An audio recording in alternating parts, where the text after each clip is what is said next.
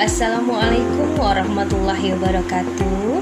Apa kabar anak-anak semuanya? Semoga kalian selalu dalam lindungan Allah SWT dan dalam keadaan sehat walafiat. Oke, hari ini kita bertemu lagi dalam pembelajaran IPA. Kita akan masuk ke dalam bab yang baru, yaitu tentang ekosistem. Sambil dibuka buku pelajarannya ya. Oke.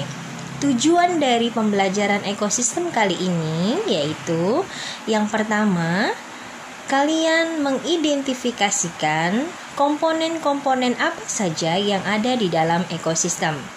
Kemudian yang kedua, interaksi antara komponen-komponen tersebut melalui pengamatan pada suatu ekosistem. Nah, sekarang, apa itu pengertian dari ekosistem? Ekosistem adalah suatu kesatuan fungsional yang di dalamnya mencakup makhluk hidup dan lingkungannya, dan di antara keduanya saling mempengaruhi. Nah, sekarang apa saja yang dipelajari dalam ekosistem? Yang pertama, ada penyusun dari ekosistem itu sendiri. Kemudian yang kedua, tipe-tipe dari ekosistem, baik ekosistem alami atau ekosistem buatan. Yang ketiga, ada pola-pola interaksi. Yang keempat, keseimbangan ekosistem. Dan yang kelima adalah daur biogeokimia. Nah, suatu ekosistem itu tersusun dari berbagai komponen. Dibagi menjadi dua ya nak. Yang pertama adalah komponen biotik dan yang kedua adalah komponen abiotik. Di antara keduanya itu saling terjadi interaksi di antara komponen-komponen tersebut, baik biotik dengan biotik atau biotik dengan abiotik.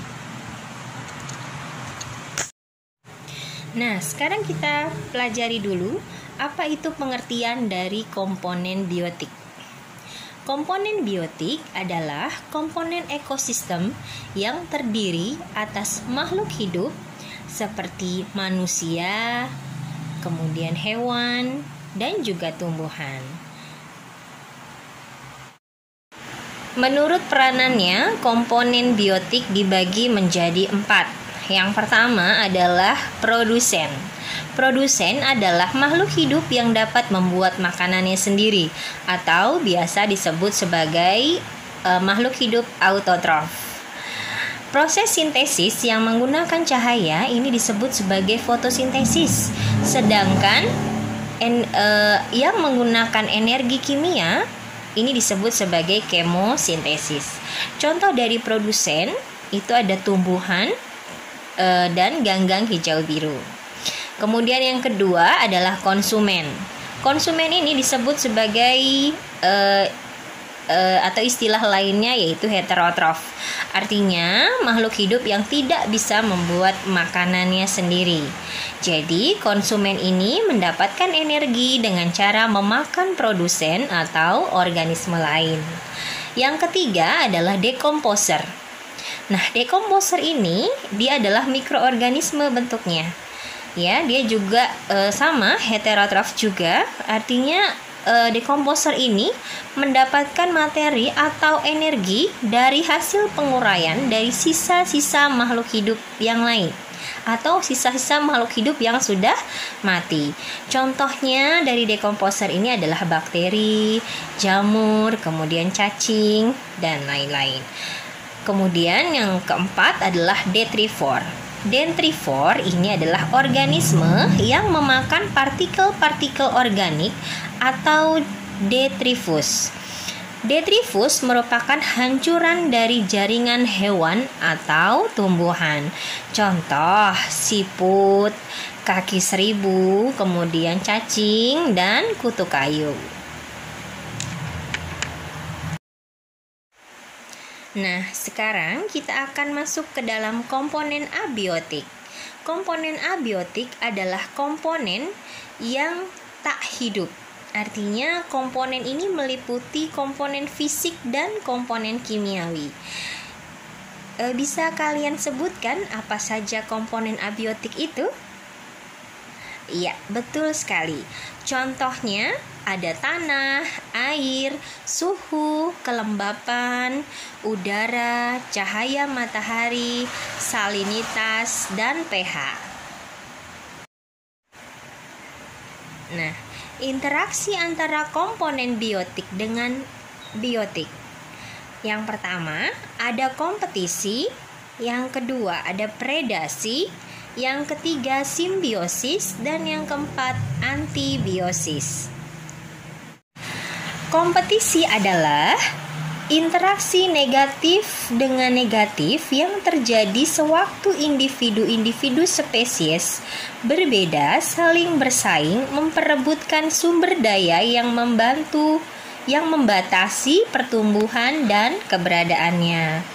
Jadi kalau kompetisi ini adalah hewan ya. Jadi kalau kalian ingat kompetisi itu ada saling bersaing. Jadi antara hewan yang satu dengan hewan yang lain dia saling bersaing. Kemudian ada predasi.